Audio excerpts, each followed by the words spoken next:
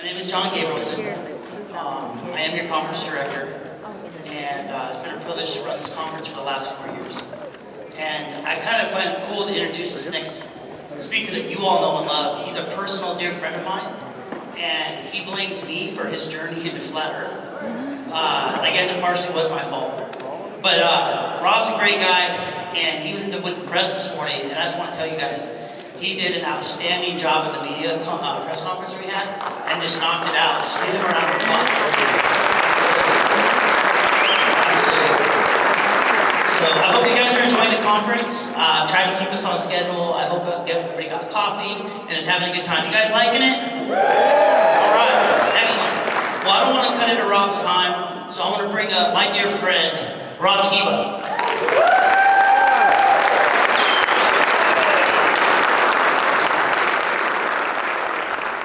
Thank you. Get things going here. And you probably don't need me on the screen too much because I've been going through a lot of my presentation here. Oh, wow, this is awesome. Ooh, that's loud. Forgive me if my voice is starting to go already. I've been spending a lot of time talking with you guys out there. It's been wonderful. You know, they say a picture is worth 1,000 words, right? Well, there you go. Shortest presentation I've ever done. Thank you very much. No, right? There you go. I've titled my presentation, Testing the Globe, subtitle, Who Really Has the Intellectual High Ground in this discussion? You know, there's the four big questions mankind has wrestled with for millennia, right? Who am I? Why am I here? Where am I? How did I get here? I'm going to talk more, this is a two-part presentation. This will be more sort of the philosophical part, and then tomorrow I'll talk about the various physical evidences that push me over the edge, so to speak. So regarding the who am I question, you know, first of all, my name is Rob Skiba. The things that influenced my life, of course, my parents growing up. I have one sister not depicted here, but my family is very close. My dad was a Baptist minister when I was a kid. I've been in the church my whole life. As soon as I could read, I was reading the Bible. Had a King James Bible highlighted and annotated in grade school. Anytime the doors of the building were open, I was there. I accepted Christ as my Savior at age 7 and have been in some form of ministry my entire life. That was 1977 when that happened, and that just so happened to be the same year this movie came out, Star Wars, and of course that blew my young mind, like, wow, that was amazing. It had a profound influence on my life and led me to the career that I've chosen, that I do to this day as a filmmaker. Also, I made a public declaration at age 8. I said I will either be an astronaut, a filmmaker, or a movie star by the time I'm 30, or I'll be dead. And it wasn't because I had a death wish. I just figured when you're 8 years old, 30, like, that's old man, right? So my thinking was if I hadn't achieved any of those things by the time I was 30, it had to be because I was dead. I don't remember exactly when it was, but at some point in my young life, Jim Irwin, supposedly Apollo astronaut from, I think it was Apollo 15, came to our church and signed that picture of him allegedly on the moon, said, "Reach for your dreams, Rob, aim high." And I did. Immediately after I got out of high school, I joined the Army. Oh, and by the way, that's me at age 18 with a Star Wars bed sheet. Yeah. Hardcore science fiction nerd. Joined the military. My whole plan was to learn how to fly helicopters, get my commission, transfer over to the Air Force, learn how to fly jets, get into the space program. That was my ambition. That was my dream. That was what I was shooting for. Did very well at everything I did in the military. I excelled at. Was Soldier of the Year 1991 there. Became a pilot by the time I was actually, on my 21st birthday, I was in flight school.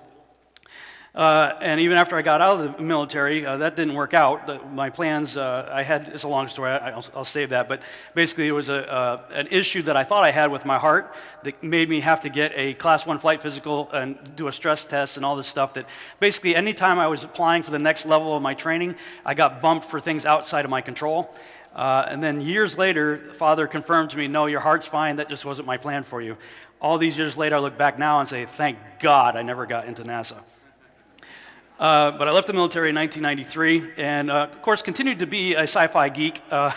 That's me going to Star Trek conventions in my 20s, hanging out with, with the Star Trek actors and stuff like that. So, yeah, there was no incentive whatsoever for me to get into this topic that I'm talking about here today, much less spend the rest of my life traveling around the world talking about it. Okay, now before getting into this topic, I like to say to people, look, there's a few things that you must keep in mind, and I talked about this at the press conference earlier this morning, and also if you saw my presentation I did last year, here are about half of the bullet points I talked about last year. First thing you need to realize when you get into this research is, look, we used to be you. If you're just getting into this and you're really skeptical and you don't believe in it, look, we get it. We were there. We were you. None of us belongs to the Flat Earth Society. Let's say it out loud together. Ready? None of us belongs to the Flat Earth Society. So if this is new to you, okay, don't go to the Flat Earth Society to look at what are these people about. They didn't sponsor this event. They have nothing to do with it. Neither do we. Speaking of, no one believes in the upward floating disk theory of gravity. Media, if you're in the room and you missed this morning, pay attention, look at the screen, please. We do not believe this. Okay? I can't tell you how many times I've seen news reports and stuff coming out saying, oh, that's what flat earthers believe. No, we don't. You can't just insert flat earth into the Copernican model of the universe. You see memes like this all the time, like, flat earthers be, yeah, you know, sun 93 million miles, right? Mercury, Venus, pancake! No, we don't believe that. Speaking of that particular meme, Danny Faulkner just put out a book, and I've seen this meme going around. Danny Faulkner takes apart the flat earth movement in his new book, Falling Flat. Look at his front cover. I think it should be retitled, Misrepresents the Flat Earth. I'll just say this. I've spent time talking with Danny. I like him as a human being. I think we could probably be friends. I mean, I think he's a pretty cool guy, but when it comes to this issue, he's like the arch nemesis of flat earth. But I'm going to have to pull a Greta on you, Danny. How dare you! How many of these conferences have you been to? How much of our stuff? You know we don't believe that, so that's a complete misrepresentation. But he's not the only one. There's plenty of others out there doing it, the same thing. All the news media does it. Rational Wiki, on their flat earth entry, it says it's basically this, and they got the same picture. No, that's not true. And number 5, for Christians, the Bible is a flat earth book from cover to cover. I'm sorry, it just is. So that's part 1 of my presentation. I'm just going to go through this real quick. Others will be talking about it this weekend. Of course, if you're familiar with my work, I've got plenty of stuff on this online. But essentially, when you look through the scriptures, I appreciate Logos Bible Software. The scholars over there at Logos Bible Software do not believe the earth is flat. Say that again with me. They do not believe the earth is flat. Okay? They don't believe it. But they believe that the people who wrote the Bible did, which creates an interesting problem for them.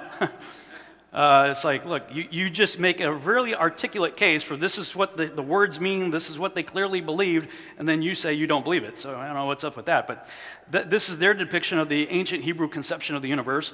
I've gone a little deeper. This is not thus saith the Lord, okay? This is thus thinketh Rob. I'm not telling you this is where you live. I'm telling you this is what I see in my mind when I look at the ancient texts. As an artist, this is what I come up with. And according to all the references you see there, we see that we live in a self-contained 3-tiered system of heaven, earth, the underworld.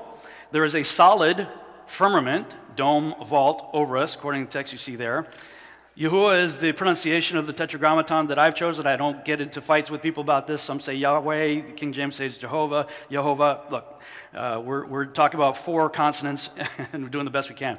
The pronunciation I've landed on is Yahuwah, so if you hear that, that's what I'm referring to as the name of God. Yahuwah's throne sits above the heavens and the waters, according to the text you see there. The earth is inscribed in a circular, flat fashion into something with 4 corners and surrounded by water, according to the text you see there. The sun, moon, and stars are in the firmament, and by the way, all the stars are going to fall to earth, according to Isaiah, Yeshua, Jesus Christ, the Son of God himself, Peter, and John. The stars are falling to earth. We got big problems if Beetlejuice is headed our way, you know, and followed by Andromeda, right? You know, somebody's lying to us here. And I'm not prepared to say that it's Isaiah, Yeshua, Peter, or John. There are floodgates, windows in the firmament. Earth is a geocentric, stationary world set on pillars. Indeed, from Genesis to Revelation, the earth is consistently described by Holy Spirit-inspired authors as fixed and not moving, spinning, orbiting, etc., circular with edges, corners, pillars, foundations, etc., under a dome within which the sun, moon, and stars were placed on day 4. Inside that structure that I showed you a minute ago is something that like the footstool of God right there. And I say, look, which model is a better fit for a stationary world set on a firm foundation of pillars under a solid dome within which the sun, moon, and stars move, and which will accommodate all the stars falling to Earth? I think it's a pretty easy answer when you look at that. Now, of course, those who disagree, who think the Bible it doesn't say this, they only got two scriptures. Two. And actually, neither one of them work for them. They have Isaiah's circle of the earth, and Job hangs the earth on nothing. Neither one of them work for them. Hangs the earth on nothing. The model that they believe is the earth in the Copernican model is literally hung on the gravity of the sun. So you can't even use that one. And circle doesn't mean ball, doesn't mean sphere. For me, though, it really was the firmament. That was the one that just, man, it sealed the deal in more ways than one. Unquestionably, the thing is hard, firm, supporting the waters above, attached to the earth, within which Yahuwah placed the sun, moon, and stars, and upon which his throne sits. Clearly, this is a very important issue to Yahuwah. The only model that accommodates every aspect of the firmament is the circular, enclosed world model. The only way around this is to grossly misrepresent the scriptures, yanking the true meanings of the words used out of context and fantasizing about definitions for those words, which are not even remotely supported by the text nor the historical context in which the scriptures were written. Interestingly enough, I think this was just last week, some news articles came out just recently. Scientists, it says, our understanding of the cosmos could be fundamentally wrong, astronomers say. It says, our understanding of the universe could be fundamentally wrong, scientists have said. Newly released data from the Planck, I'm not sure how you pronounce that, telescope, which aimed to take very precise readings of the shape, size, and ancient history of our universe, suggests that there could be something wrong in our physics, according to a new paper. The issue could be an indication of a crisis in cosmology that may be as yet unrealized because of problems with our understanding of the shape of the universe, the authors of the new paper write. Scientists have long been convinced the universe was shaped like a sheet of paper. Interesting. They think the universe is flat, so why are they getting so upset about us when we're talking about the earth being flat? But a new paper suggests that could be wrong, and it's not flat, but rather closed. The authors of the new paper say that if it is correct, that the data from the telescope there suggests we are inside a closed universe. Interesting. Other articles coming out, same thing. You know, this was like all just last week, so perfect setup for us. It reminds me of a quote I heard quite some time ago by an individual named Robert Jastrow. For the scientist who has lived by his faith in the power of reason, the story ends like a bad dream. He has scaled the mountain of ignorance. He is about to conquer the highest peak. As he pulls himself over the final rock, he is greeted by a band of theologians who have been sitting there for centuries. I think that's exactly what's starting to happen in mainstream science. Now, what I hear from people all the time, especially people who don't agree with what I'm saying here, is, Rob, you're making Christians look stupid. Have you guys heard that before? This is making Christians look stupid. Okay, if that's your big concern, right? If that's what you're so concerned about, I'm going to help you out here. All right, here's a news flash for you. We already look stupid. To pretty much everybody else out there that don't believe the same way we do. I mean, here are just a few of the crazy things we already believe in. A 6-day creation. They tell us the universe is almost 14 billion years old. To say that it was created in 6 literal days, completely absurd. We believe in 2 magic trees, a talking snake. Moses split the Red Sea with a staff that used to be a snake that could eat other staffs that turned into snakes. Interesting. A dude with a talking donkey, like on Shrek. The walls of Jericho come tumbling down to trumpet blasts. Joshua commanded the sun and the moon to stand still. Wow, that's pretty crazy. The length of a man's hair gave him superhuman strength. See, I'm growing my hair out. A few guys chilling out in a fiery furnace, remaining unharmed. A dude spends 3 days and 3 nights inside a fish, then gets out and starts preaching. Here's a big one for you. A Savior born of a virgin who walked on water, did miracles, died, rose again in 3 days, hung out for a few more weeks, then flew up into the sky like Superman with the promise of returning on a flying horse followed by a floating city.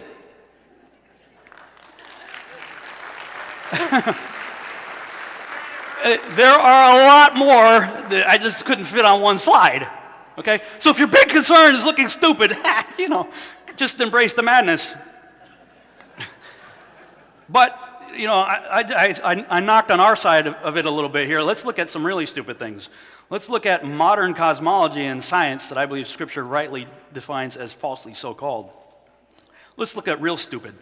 Have you ever heard of the game, you ever play the game Whisper Down the Lane, Whisper Down the Line, right? Who is most likely to have the truth, the one closest or the one farthest away from the original source information? closest, right? So the further back we go, we see almost unanimously across the ancient world, they believe we are on a circular, still flat Earth, set on pillars under a dome within which are the sun, moon, and stars. Now, there are variants within the cultures, but essentially you got the same model. Flash forward to the end of the line, and I heard we live on a spinning heliocentric ball in an ever-expanding universe. Something changed down the line, right? Now, when we think about the ancient past, who's smarter, us or them? I mean, the further back we go in time, the more we start seeing stuff like this. Megalithic structures and all kinds of stuff that people just can't, even today, with all our modern science and technology, we can't figure out how they did it. So what's the solution? Aliens must have done it. I mean, think about it. We're so smart, we think we came from monkeys, and we don't even know what gender we are anymore. I mean, how smart are we? Modern science is telling us that. Gender's fluid. No, I got news for you. It's not what's between your ears, it's what's between your legs that determines your gender. You know, for thousands of years, 6,000 years of recorded human history, nobody, regardless of race, color, creed, religion, it doesn't matter. Baby pops out, got something hanging down there, great. Hey, it's a boy. No, it's a girl, that's awesome. Right, if you want to get scientific, got an X and Y chromosome, boy, got 2X girl. The fact that I actually have to explain this in the 21st century is proof of entropy. We're not getting better. We're getting worse. Way worse. Days of Noah, yeah, way worse. The only reason they think that way is because of evolution.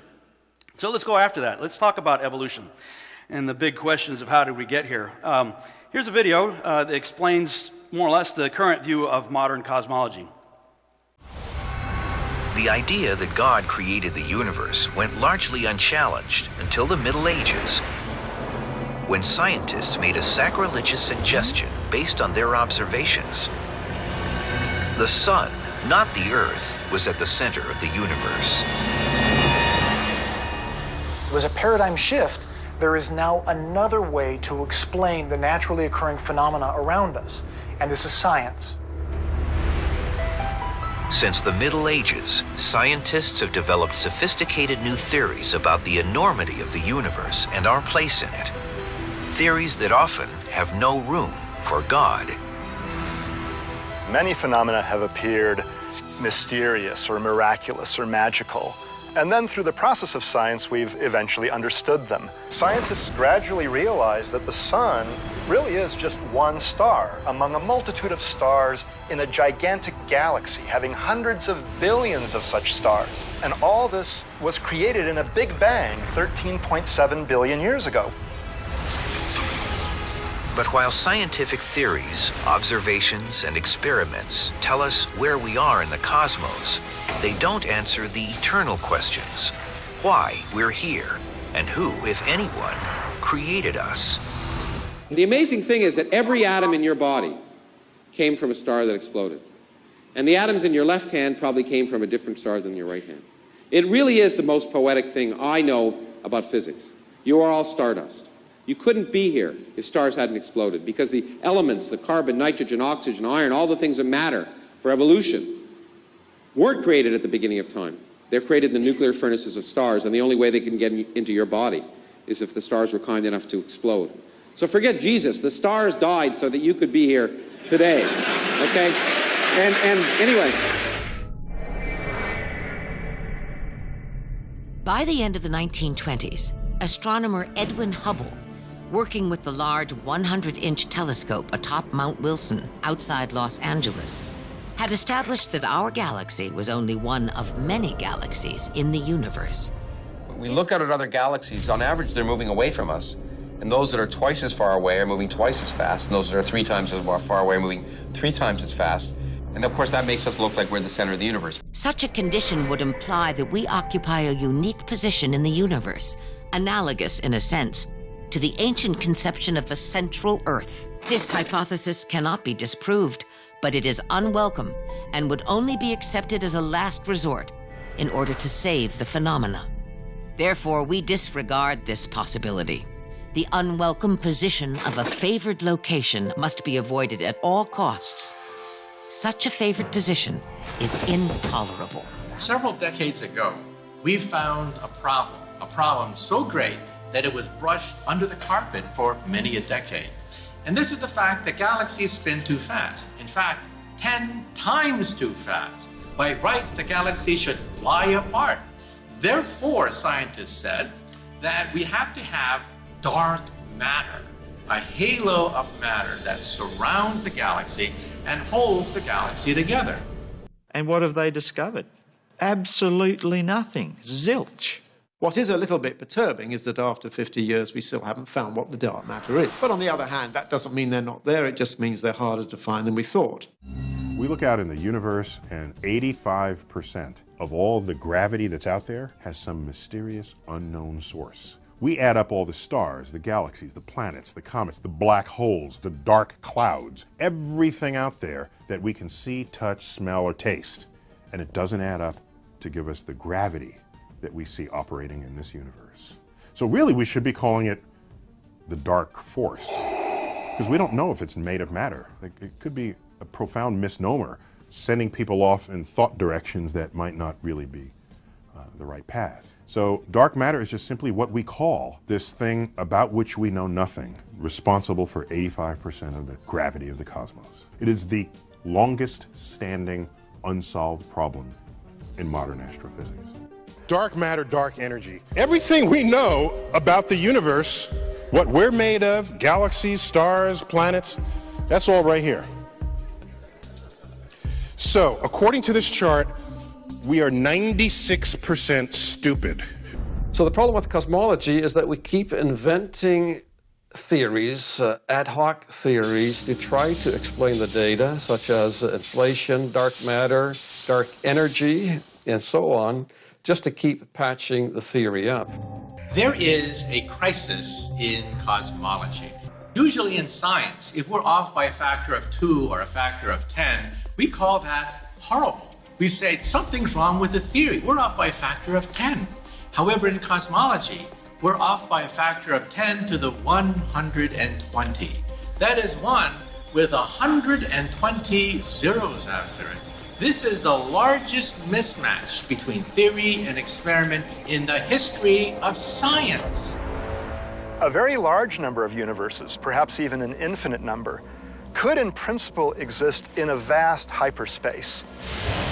We can understand the idea of hyperspace by comparing it to a mug of beer. Beer. The beer mug would be the hyperspace, and the bubbles would be these individual universes. The bubbles in a beer mug are all physically about the same. But suppose they span a range of properties. Some of them might have carbon and oxygen, and stars and gravity, and others don't. We would be in one of the ones that leads to a rich, complex universe culminating with life as we know it.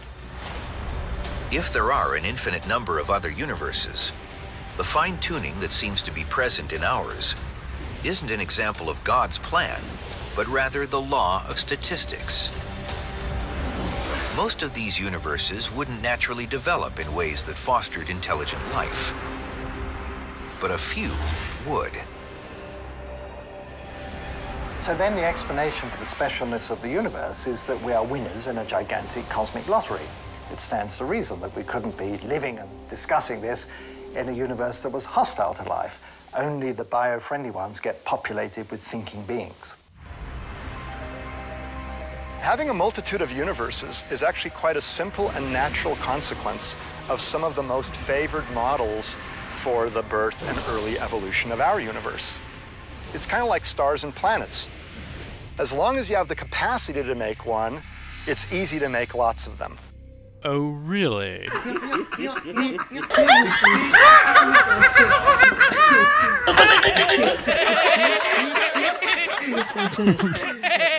Wow!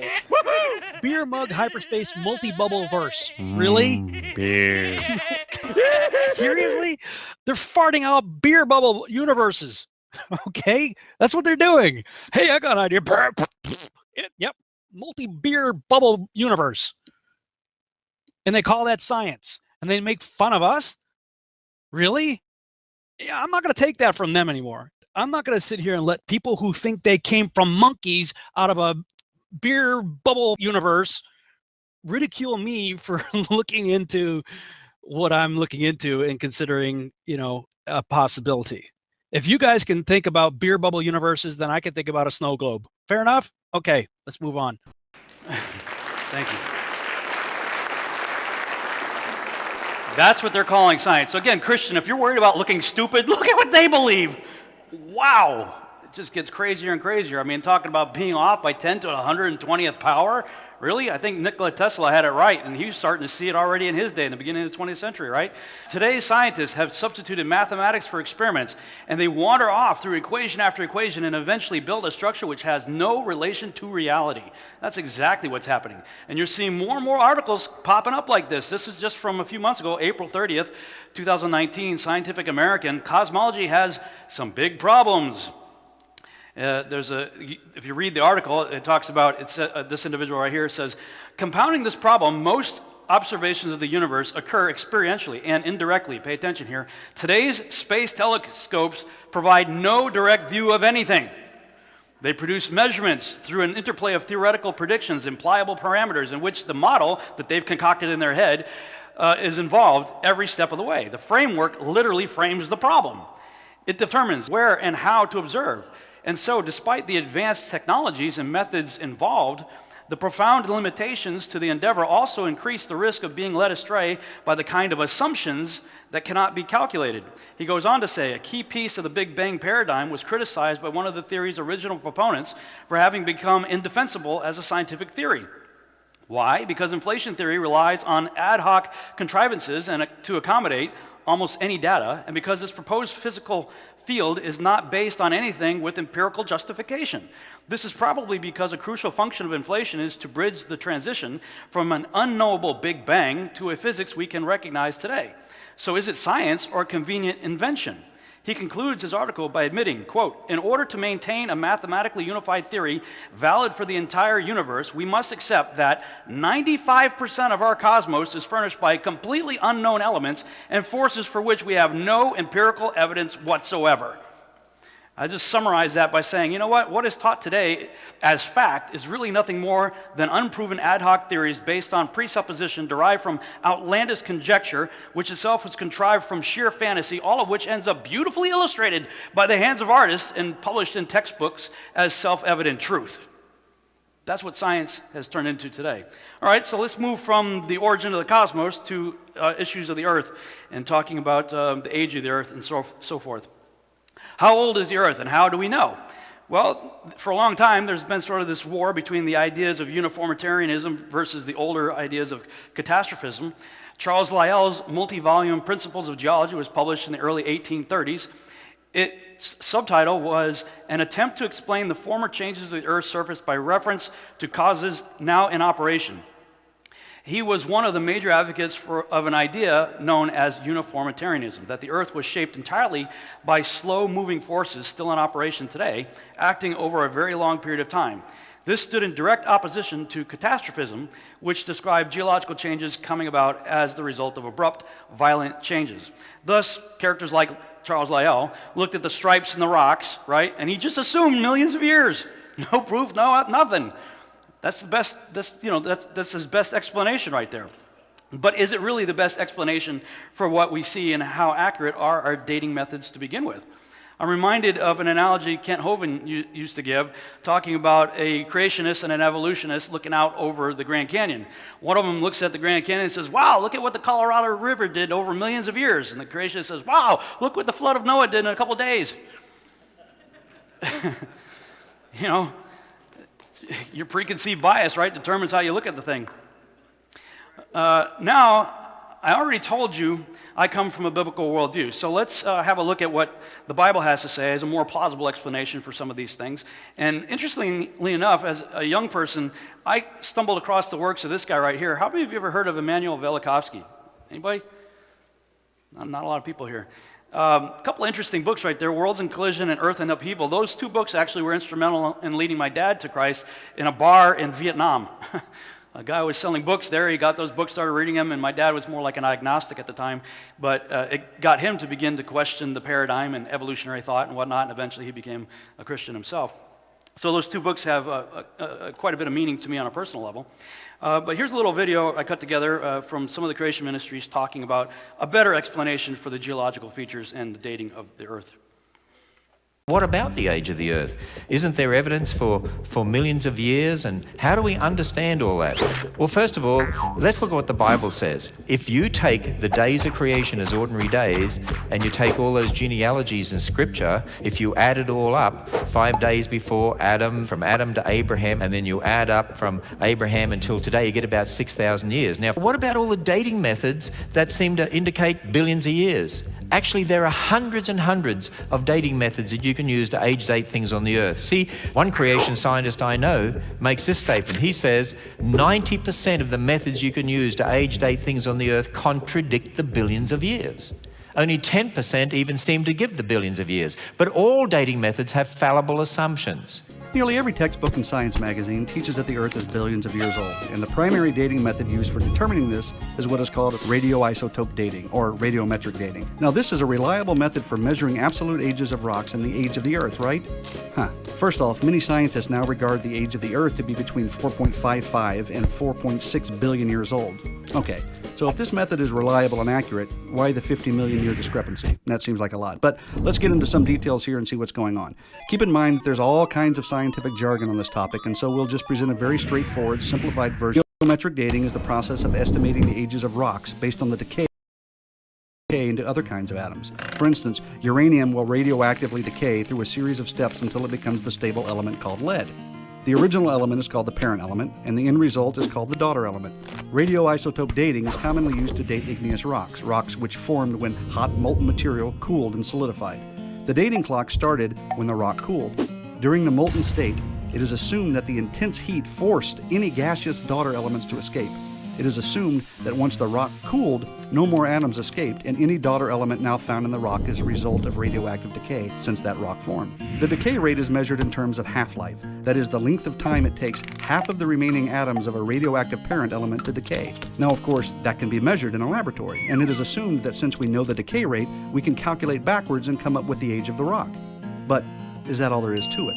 Here's where it gets tricky. It's true we can measure a decay rate using observational science, but there's another kind of science that is required to accurately calculate dates for rocks, and that is what we call historical science. Historical science deals with the things in the past, and therefore it cannot be repeated and tested. Dating methods require both types of science, because in order to get accurate rock dates, one would have to accurately know both the decay rate and the initial conditions of the rock sample, right? Since radioisotope dating uses both types of science, we can't directly measure the ages of rocks. There are assumptions involved. For instance, how do we know what the initial conditions were in the rock sample? How do we know the amounts of parent or daughter elements now in that sample haven't been altered by other processes in the past? How does someone know the decay rate has remained constant since the rock formed? The answer is they don't. Let's simplify here and talk about a typical hourglass. Let's say you walk into a room and you see an hourglass with sand at the top and sand at the bottom, and some sand sprinkling from the top chamber to the bottom. Well, observational science would allow us to see and measure the sand, and then calculate how long the hourglass has been running, right? We could make our sand measurements and then calculate when the hourglass was turned over, right? Well, those calculations could be wrong, because we may have failed to consider some major assumptions. Like, was there any sand at the bottom when the hourglass was turned over? Has any sand been added or taken out of the hourglass? Has the sand always been falling at a constant rate? Since we did not observe the initial conditions when the hourglass started, and we haven't been watching the sand all the time since then, we must make assumptions. All three of those assumptions can affect our time calculations. Now, of course, there's more to understanding all of this, but enough said. The Earth's surface is scarred by deep canyons, cut into solid rock. But how did they form? A little bit of water over a long time, or a little bit of time with a lot of water? Modern rivers don't generally cut downward into solid rock, so today's river erosion seems incapable of explaining rock canyons. The Great Flood of the Bible, however, provides a possible explanation for such canyons. On May 18, 1980, Mount St. Helens, located 95 miles south of Seattle, Washington, erupted. The eruption was triggered by an earthquake centered beneath the mountain that measured 5.1 on the Richter scale. The lateral blast swept out the north side of Mount St. Helens at 300 miles per hour. With temperatures as high as 660 degrees Fahrenheit and the power of 24 megatons of thermal energy, it snapped 100-year-old trees like toothpicks and stripped them of their bark. Now eventually lava flows formed a new dome, 5 new domes actually, all of which were destroyed by subsequent eruptions.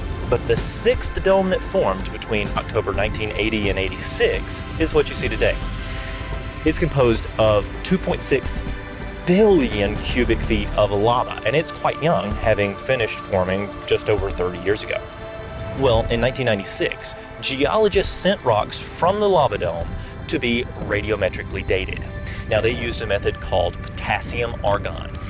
Well, scientists measured how much potassium and how much argon are in the rock, and they calculate the age of the rock, right? But creation scientists have pointed out for years that there are some major problems with radiometric dating. One big one is all of the assumptions that it's grounded on. You must assume that the half-life is constant and that it never varies. You have to assume that there was no contamination. For example, no argon was present in the sample before the decay began. Well, that's a lot of unprovable assumptions. Now, if radiometric dating and the assumptions that it's founded on were accurate, well then Mount St. Helens rocks should have yielded very young ages. After all, the rock was merely about a decade old. You see, the problem is, they didn't. The rock gave an age of 350,000 years. When they dated the minerals within the rock, the problem got much worse. They gave dates of 2.4 million years. This is for a 10-year-old rock. Now, Mount St. Helens highlighted that we shouldn't blindly trust the dates given by radiometric dating. The assumptions clearly aren't accurate, so the dates that they give are also inaccurate.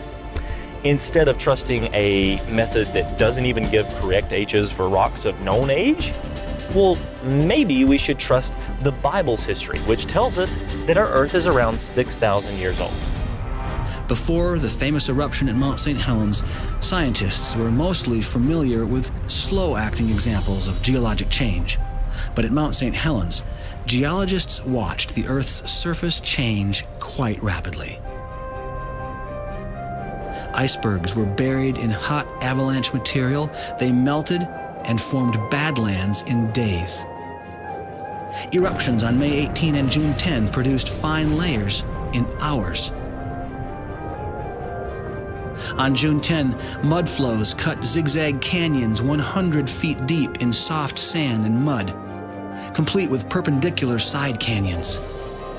Canyons that are reminiscent of the geography of Grand Canyon, only 40 times smaller and clearly produced within hours. At Mount St. Helens, a single mud flow off the mountain carved Engineers Canyon out of soft sediment in a single day, 100 feet deep. And the same thing even happened in solid rock. A series of mud flows created Lewitt and Step canyons on the front face of Mount St. Helens, cutting hundreds of feet into solid rock over just a few years. Grand Canyon is a good example where we find evidence of catastrophic forces at work. Upstream is evidence of huge lakes. These lakes would never have formed if the canyon were already open below them. However, if these lakes had formed from rains after Noah's flood, and if the pressure of these waters broke through and carved through the recently deposited sediments, then we would expect to find surge deposits downstream. Below Grand Canyon, this is precisely what we find. Evidence of a lot of water cutting over a little bit of time. Even though Mount St. Helens is a very small catastrophe compared to the flood or the major catastrophes immediately following the flood, it provides a better clue to what happened in those times than the slow geologic processes which are most commonly seen in the present. All right. Now that we've established that the Big Bang is complete and utter nonsense, and our dating methods are also full of crap, let's take a look at the absurdity of biological evolution. This is a typical description of biological evolution. You might see charts and things of like this, made out of a blob or in the image of God. Darwin and the standard model of evolution, right?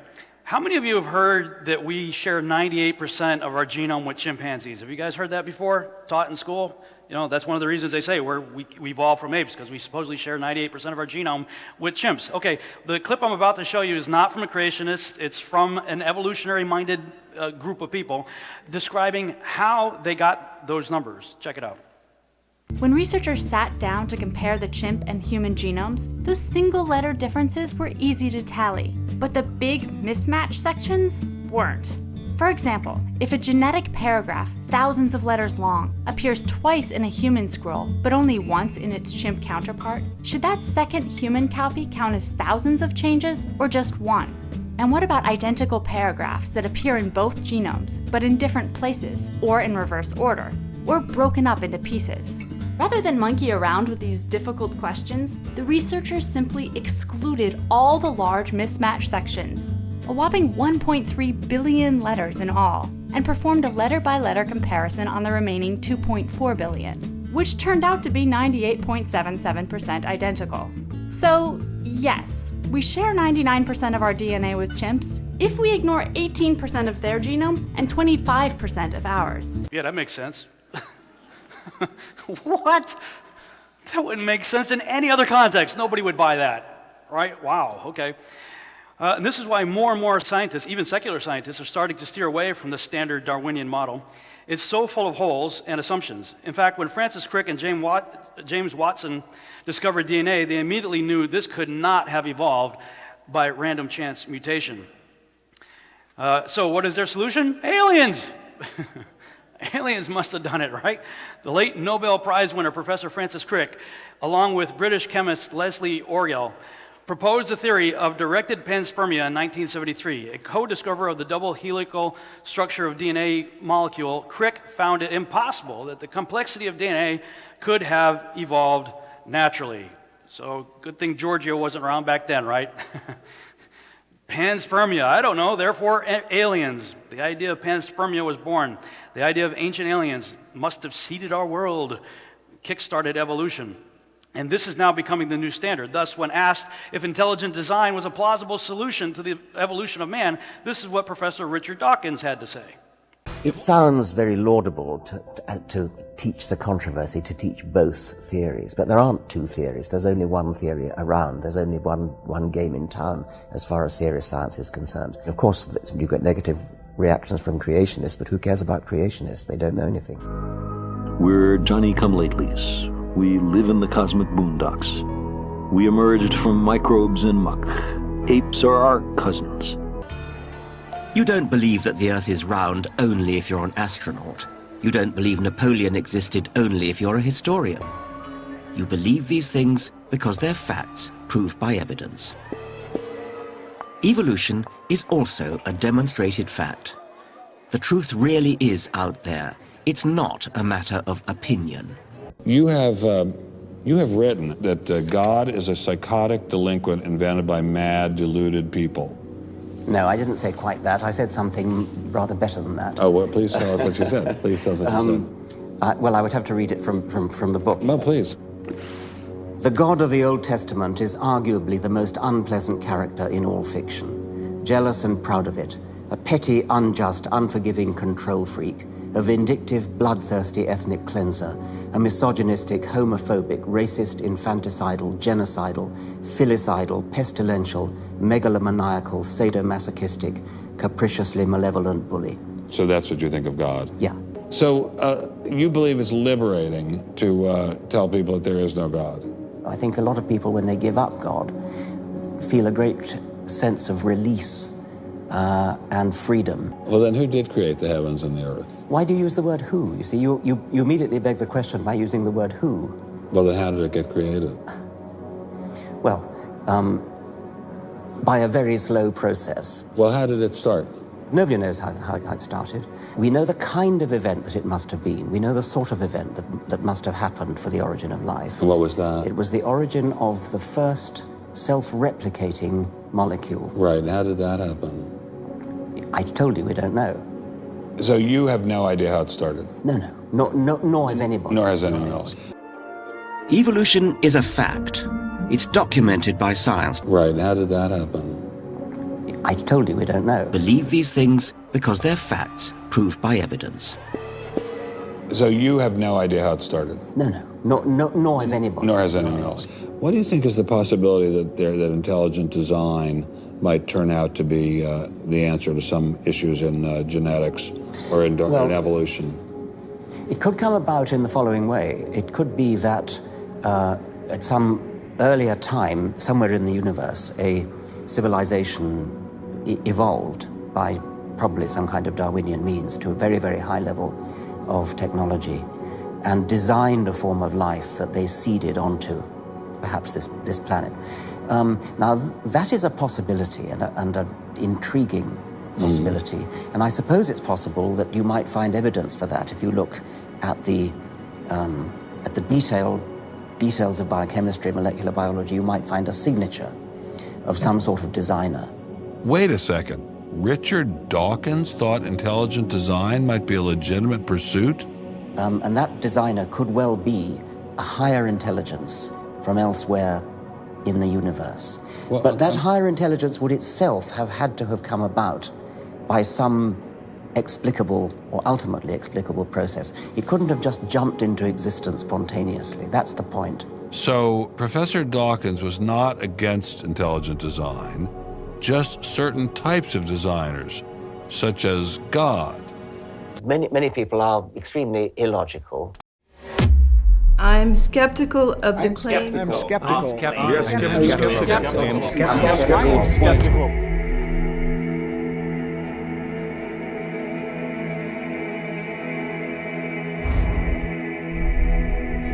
Skeptical. Skeptical.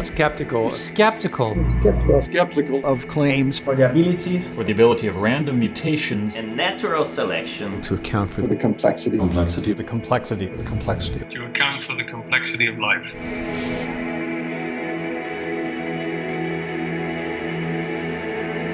careful examination of the evidence for Darwinian theory should be encouraged. So we have a crisis in cosmology and apparently a crisis in biology going on at the same time. You know, if biological evolution here requires the intervention of intelligence, who created those other beings? You see, all they're doing is pushing the problem further out. You know, eventually you got to get to a first cause. And ideally, you really got to get to how does a first self-replicating cell manifest itself out of non-living material, right? I mean, you got to get, you can't just go to chimps. You got to go further back than that, right?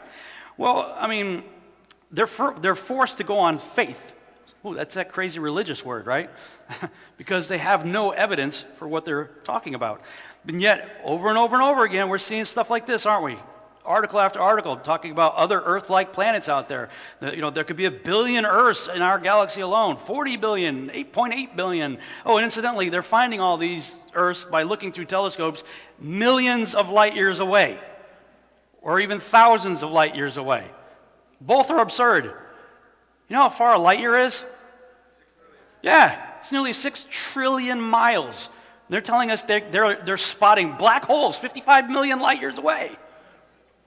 If they got telescopes that powerful, turn the telescope on the moon. I want to count the rivets on the buggy. Or shut up. You're full of crap. There's no way you're looking that far out there, but they're always pumping it in your head. There's other Earths-like out there because they have to. They have to prop up their theory, you know, that there are ancient aliens out there. Over and over and over again.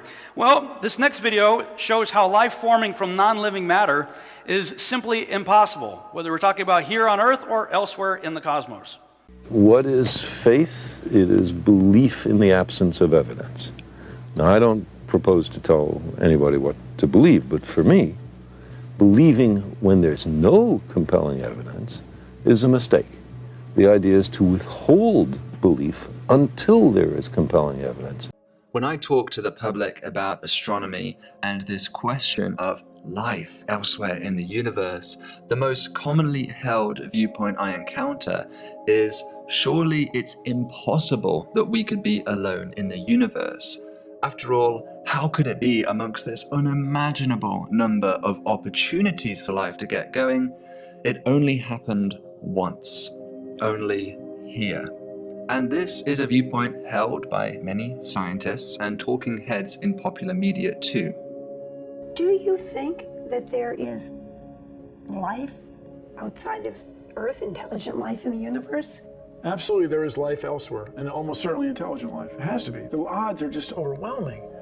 There's 200 billion stars in this galaxy. Well, now it looks like every star has about 10 planets, so there's almost certainly intelligent life. I assume it's the most frequently asked question, are we alone? My best guess is that the universe is teeming with life. There's surely other civilizations out there in the universe. There are 350 billion galaxies out there in the universe. But an argument based solely on statistical grounds comes with a fatal flaw, and that is that it is perfectly plausible that the probability of life starting from scratch, which we call abiogenesis, is a number which is so small that it greatly outweighs the number of opportunities, the number of worlds out there in the universe for life to get going. For example, if the probability of life beginning is 1 in septillion, say, then the case for a crowded universe evaporates. What is the probability of abiogenesis? At a basic level, we certainly know that no lab experiment here on Earth has ever succeeded in creating what we would call life from chemical broths with conditions similar to that of the early Earth. This was first famously attempted by Stanley Miller and Harold Urey in 1952 at the University of Chicago. In what is now often considered the classic abiogenesis experiment, they exposed a beaker of water, methane, ammonia, and hydrogen to gentle heating and electrical sparks which emulated lightning. Now, many organic molecules were produced in this experiment, including 20 amino acids. But neither in that experiment, nor in any experiment since, have we observed the spontaneous production of complex proteins, nor DNA, nor indeed something crawling out of the test tube. Language is recognizable, even if you can't read it. Take Morse code. It has 3 basic parts: dots, dashes, and spaces. These 3 simple parts are combined to represent letters. There are 26 letters in the English language, which are combined to form over 400,000 words. Those words can, of course, be combined into an infinite number of sequences or sentences. There is evidence that DNA represents a language. 4 basic units, called nucleotides, combine into a code for 20 amino acids. From those few amino acids, the body forms more than 100,000 proteins. Even if you can't read DNA, it still has all the hallmarks of language, a language that biologists are just now beginning to crack. Every tiny cell in our body is packed with 3 feet of DNA, 3 billion nucleotides. The similarity between DNA and human language is uncanny. In addition to codes, both use similar techniques to pack, access, rearrange, copy, and translate information. DNA seems to represent a language, the language of life. An unseen author, the creator of heaven and earth, has left a testimony of his existence in the DNA of every living thing. For those who believe in evolution, they believe that matter gave rise to life. You've got to understand, matter had to give rise to zillions and zillions and zillions and zillions of bits of information. And over millions of years, information keeps coming from matter, new information to form all the different kinds of animals and plants, zillions of bits of information. You know what's interesting? We've never seen matter produce 1 bit of brand new information that never previously existed, not even 1 bit. When one looks at a typical textbook, one will see some prehistoric pond and molecules, and those molecules coming together and forming a cell, and those cells coming together and some slithering creature coming out of this pond. That is fallacious. There is no truth in that. This is a cell. What is the origin of life? How do you get a cell like this? What is the origin of something like this? This is an amazing machine. A cell is an amazing machine. It's not just a blob of protoplasm. Every day it gets harder to have the origin of life, to come up with a scenario, because the origin of life becomes more and more complex every day. A cell is a factory. It has the lipid bilayer, which is extremely selective to let certain things in and not other things. It has all of this substructure in here, these little areas where energy is made in here. It has these microtubules which can form so you can move matter from point A to point B. If you go to a factory, what you see is these overhead hanging machines that are moving materials from point A to point B. In these systems, and the way they do this is they build these racks, but same thing happens in a cell. You get these microtubules to move material from point A to point B, and then as soon as the material is done moving, the microtubule breaks down and then assembles some other place. You say, well, why doesn't it leave it there? Because then the cell would become too rigid. So it just rebuilds it. It's just amazing factory what's happening in a cell. This is what we have to make. If we want to have origin of life, you got to start here. You don't start here. You start with a single cell. Just build a single cell. That's what we have to do in origin of life. Nobody has ever done this. If you've been taught that simple forms of life have been made, that is a lie that you are believing. Somebody told you a lie. That has never been done. Organisms care about life. Molecules don't care. Chemistry, on the contrary, is utterly indifferent to life. Without a biologically derived entity acting upon them, molecules have never been shown to evolve toward life. Never. Molecules don't care about life. They don't know anything about moving toward life. They have no brain. Organisms want to move toward life and keep life going. Molecules don't care about life. Nobody has ever seen molecules assemble toward life. Never. It doesn't happen without a biological entity working on them. I asked all my colleagues, can you show me an example of this? Of molecules moving toward order, moving toward an ordered system where you have a non-regular assembly. Regular assembly is like A, or A, B. That you can get pure thermodynamic assembly. But non-ordered assembly is a non-regular pattern. That's what you have in DNA. We know from computer science you have to have non-regular patterns in order to have complexity for living systems. And I asked my colleagues, do you have any example of molecules without a biological entity acting upon them, moving to give an ordered assembly that is a non-regular pattern? And they sent me papers where chemists have taken molecules and assembled them in that way. I said, non-biological entity. You can't have a human doing this. Molecules don't move toward life.